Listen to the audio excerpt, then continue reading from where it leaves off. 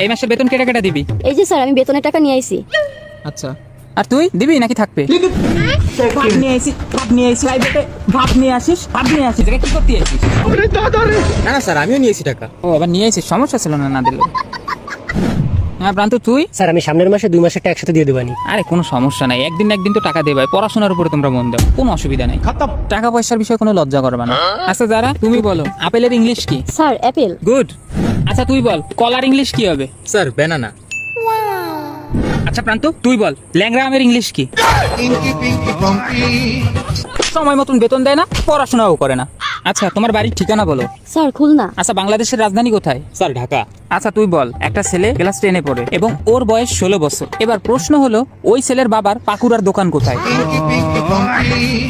Sir এটা কেমন প্রশ্ন হলো? মুখে মুখে তর্ক করিস, আবার পড়া পারিস না, ফিস দিস না, মুখে মুখে তর্ক।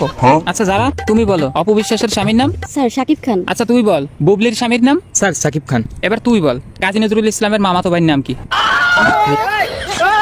পড়াশোনায় মনোযোগ দে, বেতন নিয়ে বেতন নিয়ে। আচ্ছা যারা, তুই বল 1 কেজি আলুর দাম 5 টাকা, তাহলে 2 কেজি আলুর দাম কত? স্যার 10 টাকা। আচ্ছা তুই বল 1 কেজি আলুর দাম যদি 10 টাকা হয়, তাহলে 2 কেজি আলুর দাম? স্যার 20 টাকা। গুড।